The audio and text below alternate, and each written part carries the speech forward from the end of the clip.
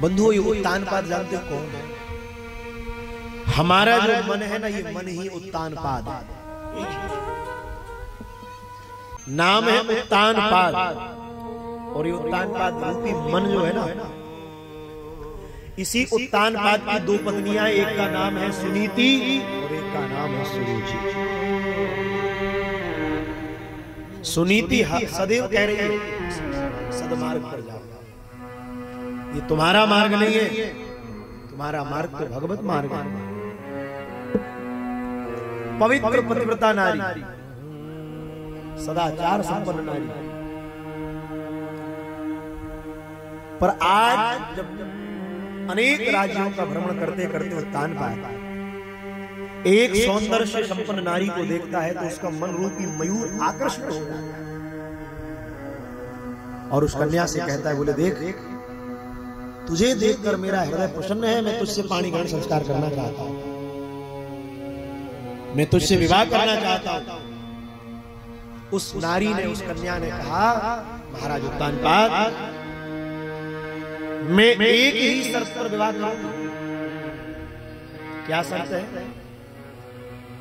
मेरी एक ही शर्त है, अगर आप हमसे विवाह करोगे तो हमारे बाद आप हमको राजमहल में लेकर चलोगे। राजमहल में जो आपकी पत्नी सुनीति है, आपको उसका त्याग करना है।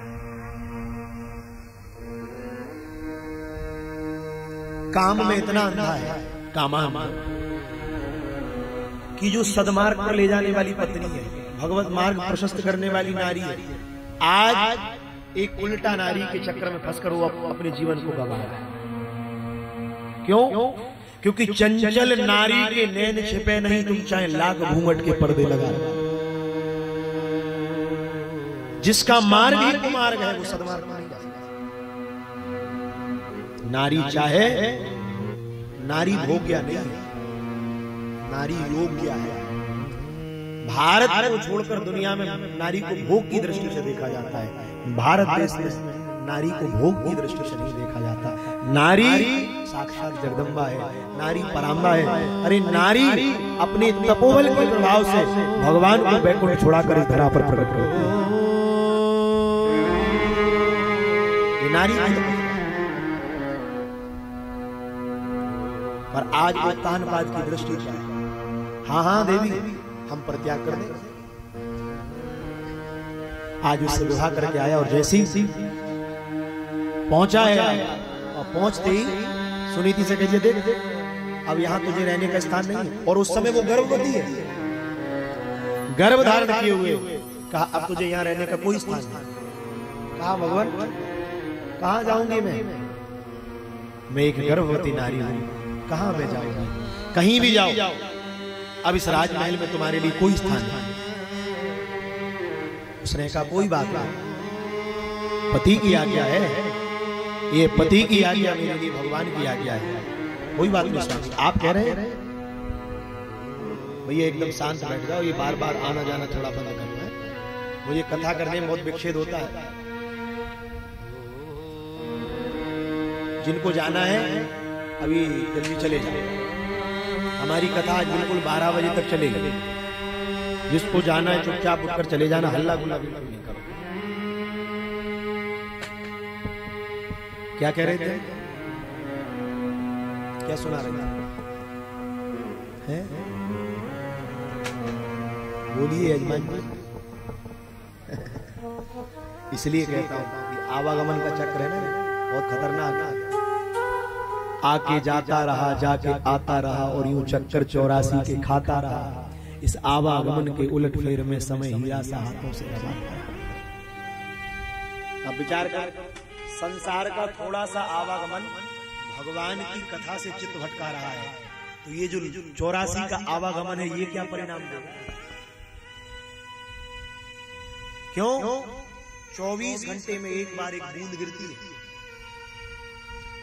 उसी समय मछली आकाश की ओर देखकर मुंह खोले रहती है, समुद्र के बीच बीच। उसको कहते हैं रेल मछली। उसी समय 24 घंटे में जो बूंद एक बार गिरती है, अगर मछली की जिह्वा पर गिर जाए तो उसके पेट में हीरे बना देती है। ये सामर्थ्य उस बूंद की। वही बूंद फलदार वृक्ष पर गिर जाए तो जो कच्चे फल हैं फल पर गिर जाए तो कच्चे फल पकने लगे। वही बूंद पीठ के ऊपर चलने वाले जीव जंतु, सर्प, गोहेरे, बिच्छू आदि, उनकी जीवान पर गिर जाए तो उनको जहरीला बना देते। और वही बूंद अगर किसी भक्त के ऊपर गिर जाए तो वो उसको भगवान से मिला देती है। इसलिए माता सुनीति ने कहा, कोई बात नहीं, आप मेरे पति है ना, आपकी आज्ञा मेरे लिए भगवान की आज्ञा है। क्यों? अच्छा, ऐसा मत समझो कि सारे धर्म माताओं को ही, पुरुषों के भी धर्म है। एक जगह मैं कथा कर रहा था तो वो पहले ही दिन मैंने नारी धर्म पर बहुत बोल गया। नारियों को ऐसा करना चाहिए, ऐसा करना चाहिए, ऐसा करना चाहिए, ऐसा करना चाहिए। तो पहले दिन वो यजमान पति पत्नी दो ही साथ में बैठे। अब दूसरे दिन देखा तो वो पुरुष वहां बैठा, वो नारी वहां बैठी। शायद इटार से मैंने दूसरे दिन देखा, मैंने कहा कोई बात नहीं, कोई कारण होगा इसलिए बैठे। फिर तीसरे दिन देखा, फिर भी अलग अलग बैठे। चौथे दिन भी वैसे बैठे। मेरा मन नहीं माना। चौथे दिन के बाद मैंने दोनों पति पत्नी को बोला, मैंने कहा बोले महाराज जी आज्ञा। मैंने कहा एक बात बताओ, पहले दिन तुम दो ही साथ बैठ कर कथा सुन रहे थे, तुम अब दूर दूर क्यों बैठे? तो वो नारी तुरंत वो पति कुछ बोल पाए उसके पहले मेरे से कहती, बोले पहले दिन तुमने इतनी स्त्री की महिमा बता दी, ऐसा करना चाहिए, ऐसा करना है, ऐसा करना। तुम जितना बोल रहे थे ये मेरे पास में बैठकर मुझे घुटी मार रहा था, देख तेरे लिए क्या, तेरे लिए क्या बताऊं, सारे नियम मेरे लिए क्या? ध्यान रखना, नारी का जीवन तो पवित्र पतिव्रता नारी है और पुरुष के जीवन का भी धर्म है, उसको भी अपने स्वधर्म का पालन करना है। आज तानपाद अपने धर्म का पालन नहीं कर रहा, सुनीति अपने धर्म का पालन कर रही है। और हमारे यहाँ कहा गया है स्त्री के धर्म से ही दोनों कुलों का उद्धार हो जाता है। माता का, पिता का कुल के भी उद्धार हो जाता है, वो पति के कुल का भी उद्धार। इसलिए गोस्वामी जी मानस में लिख रहे हैं, पुत्री पवित्र किए कुल दो, वो एक नहीं दोनों कुलों को उद्धार। ये सामर्थ्य उसके पातिव्रत में है। आज सुनीति माता चली गई, पूर्ण बड़ी बनाकर भजन करने लगी, संतों के चरणों में बैठकर सत्संग सेवन कर रही है, खूब प्रसन्न है। कालांतर में पुत्र ने जन्म लिया, बेटे का नाम रखा है ध्रुव। अब बेटा जैसे जैसे बड़ा होता जा रहा है, माँ से पूछता, माँ मुझे पिताजी की गोद कब मिलेगी? माँ समझाते बोले, बेटा अभी योग्य समय नहीं है। माँ मेरे पिता कौन है? बेटा समय आने दे, मैं बताऊंगा। धीरे धीरे ध्रुव जी 5 वर्ष की हो गए। नगर के लोग कहने लगे, महाराज भैया ध्रुव ये राजा तानपाद जो है ना, जानते हो कौन है? कहा हम नहीं जानते, हम तो बालक हैं। भैया ध्रुव यही तुम्हारे पिताजी हैं। अब तो ध्रुव के अंदर पिता के प्रति करुणा जाती है। एक दिन ध्रुव जी खेलते खेलते राजभवन में प्रवेश कर गए। सब और देख रहे हैं, मेरे पिताजी का राज्य है। और राज सिंहासन के पास पहुंचे, महाराज बैठे थे। ध्रुव को देखकर, उसके संस्कारों को देखकर, आज ध्रुव की आयु 5 वर्ष की है, दौड़कर पिताजी को देखा, सभा के मध्य में अपने पिता को साष्टांग प्रणाम किया। और एक वो पुत्र है जिसने सुरुचि की कोख से जन्म लिया है, उसने कभी जीवन में पिता को प्रणाम नहीं किया, पर ये प्रणाम कर रहा है। समझ गए, ये कोई साधारण नारी का पुत्र नहीं है, ये तो परम भक्तिमती माता सुनीति का पुत्र है। उस मां ने अपने गर्भ में रखकर संतान को जीवन दिया है। महाराज का नेत्र सजल हो गए, गोद में बिठाया, लाड़ लड़ाने लगे। थोड़ी देर में सुरुचि आई और उस नन्हे से बालक को उठाया। इतना क्रोध में लाल हो गई, महाराज तानपाद की गोद से उठाकर गोद से जमीन पर पटक दिया और उस 5 वर्ष के बालक से कहती, खबरदार पिता की गोद में बैठना है, जाओ पहले जंगल में भजन करना, भजन करके भगवान मिल जाए। और भगवान पूछे वरदान मांगो, तो भगवान से कहना मुझे सुरुचि के गर्भ से जन्म दे दो। तू जिस दिन मेरे गर्भ से जन्म लेकर आएगा उस दिन पिता की गोद में लेगा। वो बच्चा रोता रोता भागा, माँ के पास पहुंचा। माँ ने कहा क्यों रो रहा है? माँ से कहता तू बहुत रो रही है। अरे माँ ने कहा लाला क्या बात है, क्यों रो रहा है? माँ आज मेरी सौतेली माँ ने मुझे गोद से उठाकर फेंक दिया और कहती है पहले जंगल में जाओ, भजन करो, भगवान मिल जाए, वरदान मांगना, सुरुचि के गर्भ से जन्म मिले। आहा, माँ ने जो सुने, माँ ने बच्चे को हृदय से लगा लिया, समझा लिया। अब बताओ आज अगर सुनीति की जगह कोई और माँ होती तो कहती उठा डंडा में बताऊंगी, चल चल। धन्य है माता सुनीति। कहा कोई बात नहीं बेटा, माँ ने बिल्कुल ठीक कहा। बेटा एक बात कहूं ध्रुव, क्या बेटा ध्रुव, तेरा जन्म पिता की गोद में बैठने नहीं हुआ, तेरा जन्म तो परम पिता की गोद में बैठने हुआ। तू इस पिता की गोद में थोड़ी बैठेगा, तेरे लिए तो परम पिता की गोद है। ध्रुव ने सुना, माँ मुझे भगवान मिलेंगे? हाँ बेटा। क्यों मिलेंगे? बच्चे के जीवन की पहली गुरु उसकी माँ है। माँ ने अगर संतान को सही संस्कार दिए हैं तो एक दिन उसे महात्मा जरूर मिलेगा, एक दिन महात्मा मिलेगा। और जिस दिन महात्मा मिल जाएगा उस दिन ये निश्चित हो जाएगा कि उसको मरण में परमात्मा का दर्शन जरूर होगा। ध्यान रखना, माँ के बिना बचपन, महात्मा के बिना जीवन और परमात्मा के बिना मरण बेकार है। बचपन में माँ नहीं है तो वो जीवन जीवन है। माँ के बिना भले ही बचपन एक बार निकल जाए पर महात्मा के बिना जीवन नहीं निकलना चाहिए, क्योंकि अगर महात्मा के बिना जीवन निकल गया तो फिर मरण जो है वो परमात्मा के बिना ही होगा, फिर परमात्मा के बिना ही नहीं होगा। इसलिए बंधुओं, आज ध्रुव जी ने माँ को प्रणाम किया और माँ को प्रणाम करके कहा माँ में जाऊं, भगवान मिलेंगे? हाँ मिलेंगे। जाओ। कहाँ जाओ बेटा? जाओ। तुम्हें भगवान कहाँ मिलेंगे ये तो मैं नहीं बता सकती, पर तुम्हें भगवान कहाँ मिलेंगे ये बताने वाले हैं गुरुदेव। जाओ बेटा, तुम्हारे लिए सबसे पहले गुरुदेव मिलेंगे।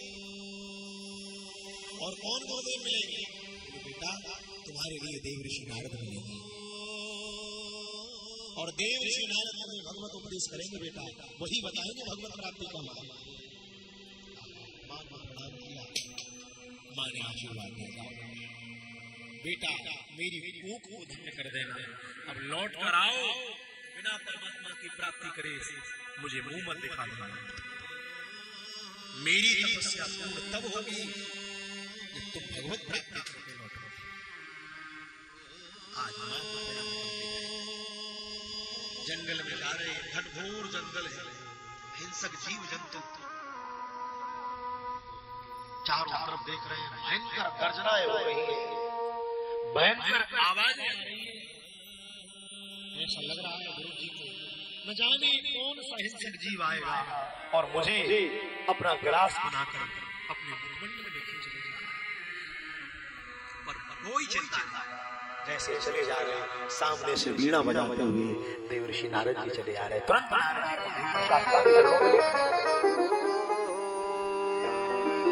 प्रणाम किया, नारद जी ने उठा लिया। कहाँ जा रहे हो? कहा भगवान मेरी माँ ने कहा है गुरुदेव के रूप में नारद जी मिलेंगे और वही ब्रह्मोपदेश करेंगे, उन्हीं की कृपा से भगवत प्राप्त करेंगे। भगवान मुझे भगवान को पाना है। नारद जी ने कहा पहले परीक्षा ले ले, चीला पक्का एक सच्चा। नारद जी ने कहा बेटा अभी 5 वर्ष की अवस्था है, थोड़ा किसी ने खोटे वचन बोल दिए इसलिए घर छोड़कर आ गए। जैसे ही बेटा शाम होगी तुरंत माँ के दूध की याद आएगी, लौट जाओ, अभी कुछ नहीं बिगड़ा, घर जाओ।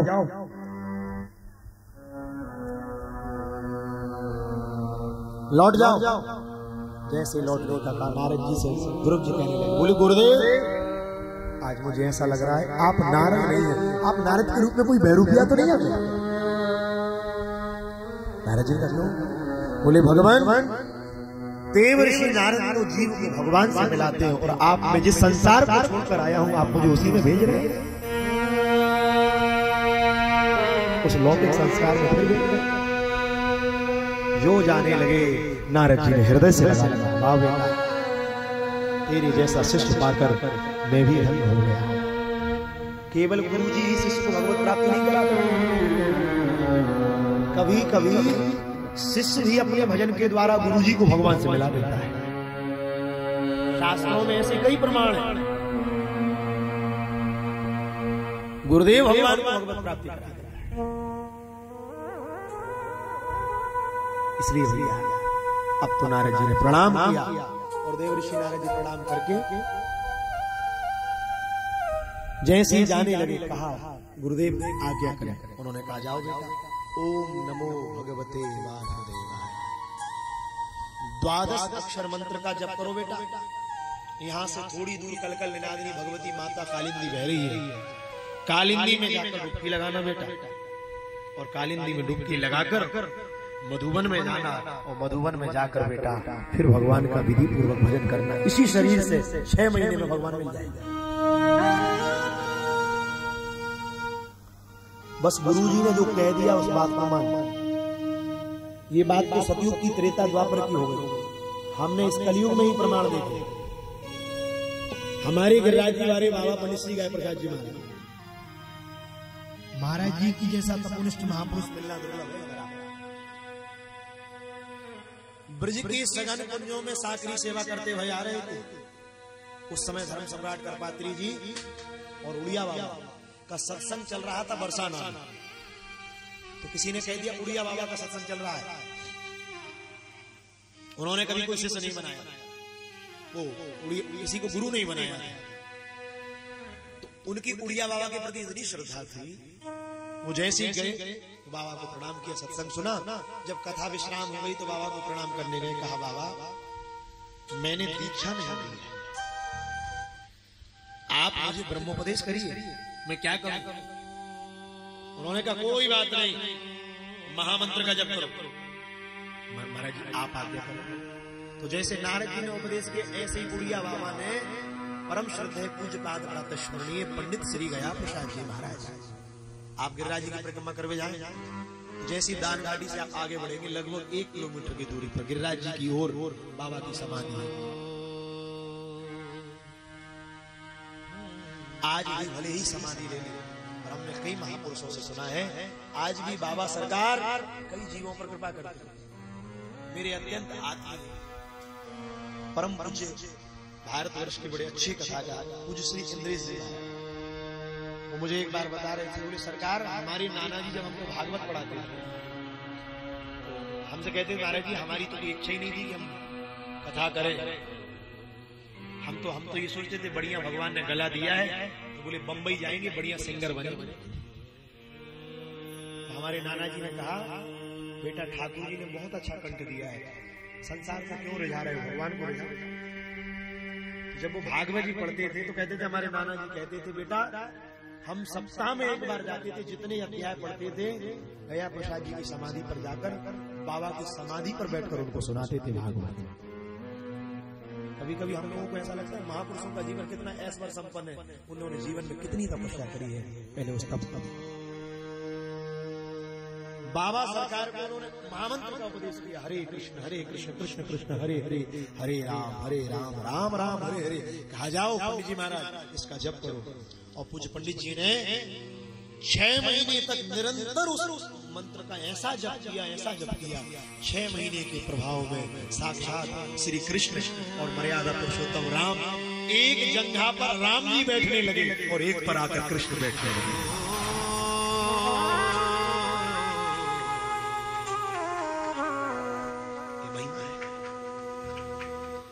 आजकल गुरुजनों में श्रद्धा बची कहां है? आजकल तो मनमुखी भक्ति ज्यादा चल रही है, किसी ने कुछ कह दिया ये कर लो बस वही करेंगे। हमारी प्रार्थना है मनमुखी भक्ति से केवल हानियां ही हानियां है, लाभ कुछ नहीं है। सद्गुरुदेव भगवान की वाणी को मानकर जो भक्ति करोगे उससे लोक भी सुधरेगा, परलोक भी सुधरेगा। इसलिए नारद जी गए और जैसे ही नारद जी महाराज गए, महाराज यहाँ ध्रुव जी महाराज यमुना में गए, डुबकी लगाई और डुबकी लगाकर मधुबन में पहुंच गए। कैसा भजन कर रहे हैं? त्रिरात्रांते त्रिरात्रांते कपित्ववज्रासन 3 दिन में केवल एक बार फल खा रहे हैं और अखंड नाम जप चल रहा है। जैसे 1 महीना बीता, दूसरा महीना लगा, अब तपस्या को और कठोर कर दिया। अब तक तो 3 दिन में एक बार फल ले रहे थे, पर फल खाना भी छोड़ दिया। अब क्या कर रहे हैं? बोले द्वितीयम चा तथा मासम षष्ठे षष्ठे अर्भको दिने। अब तो महाराज जी 5 वर्ष का बालक केवल जैसे दूसरा महीना लगा तो अब तो 6 दिन में एक बार केवल पत्ते खा रहे हैं।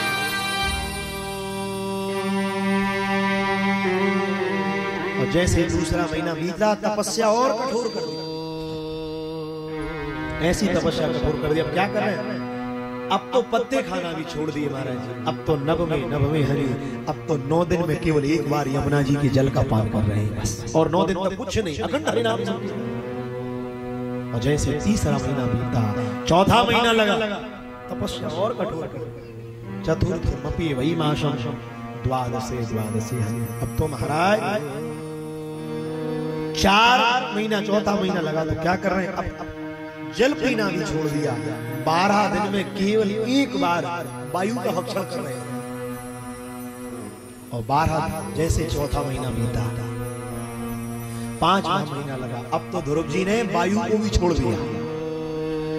अब तो सब भूल गए कर क्या रहे हैं। अब तो एक पैर के अंगूठे पर खड़े हो गए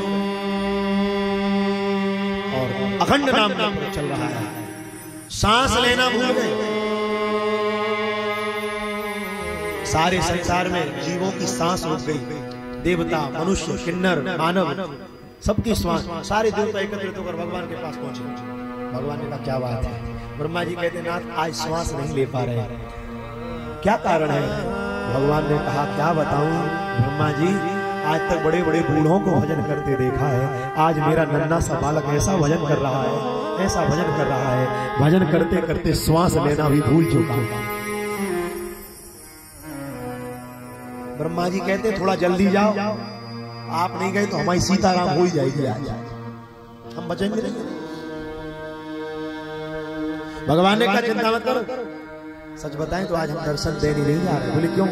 आज तो हम श्री ध्रुव का दर्शन करने जा रहे हैं।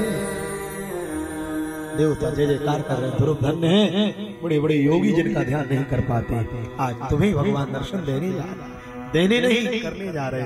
और जो 6ठा महीना लगा महाराज, उसी समय आज भगवान मृत्यु लोक में आ गए और मधुबन में पहुंचकर कदम की पेड़ की छांव में से भगवान रो रहे हैं और 5 और 6 महीने के बालक ध्रुव की ओर देख रहे हैं। आंखों से अश्रु गिर रहे हैं। मेरा ध्रुव कितना भजन कर रहा है, कैसा दिव्य भजन कर रहा है। ऊपर से ब्रह्मा जी चिल्ला रहे, बोले देखते रहोगे क्या, जल्दी जाओ। आज भगवान जैसे सन्मुख पहुंचे,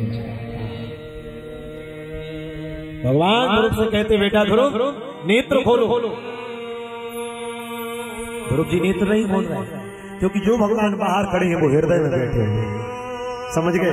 जब तक हृदय की झांकी दूर नहीं होगी तब तक नेत्र नहीं खुलेंगे। उसी समय ध्रुव जी महाराज, भगवान ने ध्रुव जी के हृदय की झांकी को जैसे ही बंद किया है, उसी समय महाराज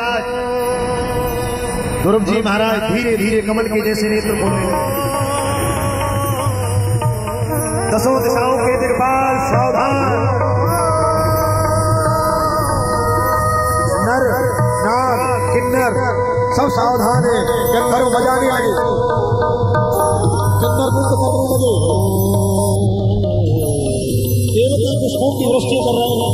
जय हो जय हो जय हो, बोलिए भगवती भगवान।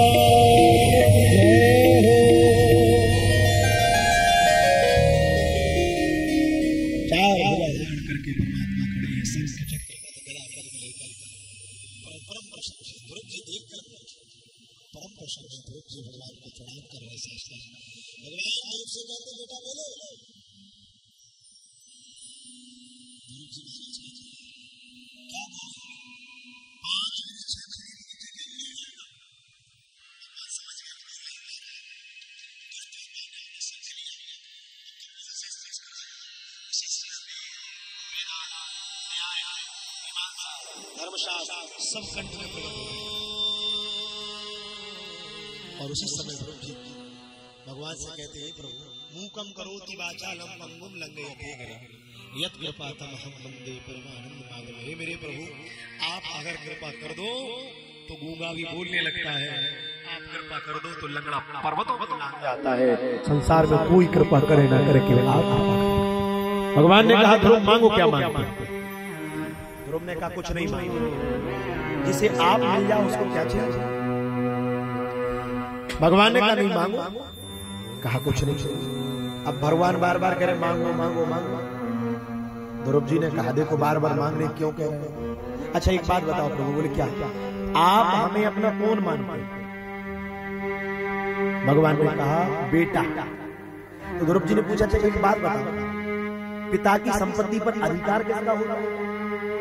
किसका होता है? बोलिए, जोर से बोलिए। ब्यारू करके आए, व्रत तो नहीं है, किसका अधिकार होता है? बेटे का। भगवान ने कहा पुत्र का। ध्रुव जी ने कहा ठीक बता रहे, पक्का? हाँ बोले बिल्कुल पक्का, बेटे का अधिकार होता है। ध्रुव जी ने कहा आप हमें कौन मानते हैं? भगवान ने कहा बेटा। तो ध्रुव जी ने कहा फिर बार बार मांगने की क्यों कह रहे हैं? भगवान ने कहा क्यों?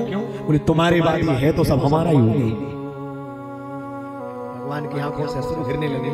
कहा ध्रुव छलने तो तुझे आया था, पर तेरी भक्ति ने मुझे बांध लिया। जाओ बेटा, मेरा आशीर्वाद है, जाकर राज्य शासन करो। ध्रुव जी रोने लगे, मैं नहीं जाऊंगा। क्यों नहीं जाऊंगा? इस माँ ने गोद से उठाकर फेंक दिया, इस पिता की गोद से वंचित रह गया, अब लौट कर मुझे संसार में नहीं जाना। लोग मेरा आदर नहीं करेंगे। अब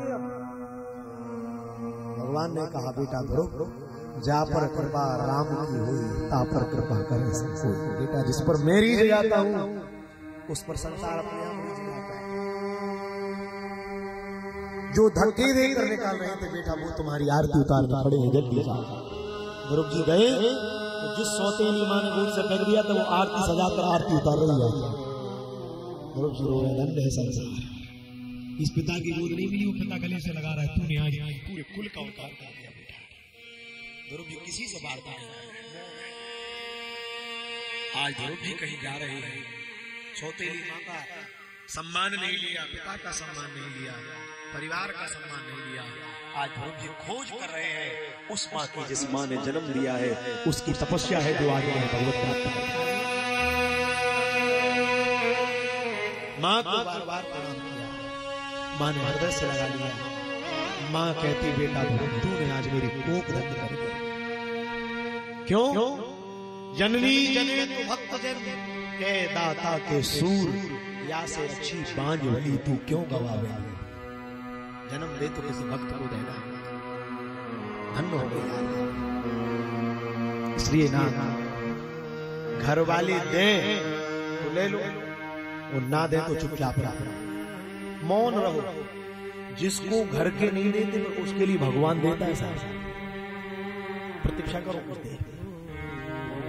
और जब भगवान देगा तो घर वालों को पीछे छोड़ देगा, उसको देता है। देखो आप विभीषण को रावण ने लात मार कर भगा दिया था, निकल गया, कुछ नहीं मिलेगा।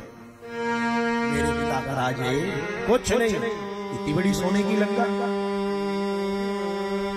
लात मार कर भगा दिया। राम समुद्र के उस तरफ के चरणों में जाकर लेट गया। करुणा निधान,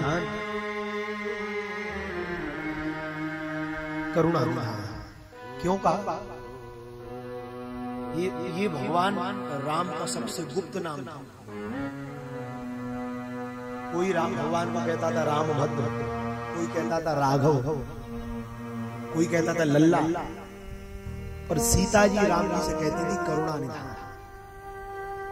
हनुमान जी जब राम कथा सुना रहे वाटिका में, सीता जी को विश्वास नहीं, वो समझ गए रावण के कई राक्षस मायावी रूप धारण करके आते हैं, यही काम करते। जब माता जी को विश्वास नहीं हुआ तो हनुमान जी ने गुप्त नाम बताया जो या तो राम जी जानते थे या सीता जी जानते थे। माँ को भरोसा नहीं हो रहा, हनुमान जी ने कहा माँ सत्य शपथ करुणा निधान की, जो कहा करुणा निधान, जान की समझ गई ये निश्चित राम का कोई दूत है, ये केवल यही जानते थे। और आज विभीषण ने भी कहा करुणा निधान, चरणों में लेट गया, मेरे भाई ने मेरा तिरस्कार किया, कुछ नहीं मिला मुझे। भगवान ने उसी समय समुद्र का हाथ में जल लिया, कहा तुझे राजा बनाऊंगा। वहां से हाथ पकड़ लिया। सुग्रीव ने कहा दादा पहले समुद्र पार हो जाओ, युद्ध हो जाए, जीत जाए, तब राजा बनाने का संकल्प करना। कहीं युद्ध करते करते हार गए फिर क्या होगा? राम ने कहा सुग्रीव कोई बात नहीं, हार गया तो हार गया, कभी हार भी गया तो चिंता मत करना, मैं विभीषण को राजा जरूर बनाऊंगा। बोले क्यों? अगर लंका का राजा ना बना पाया तो अयोध्या की गद्दी खाली पड़ी है, उसको जाकर बता।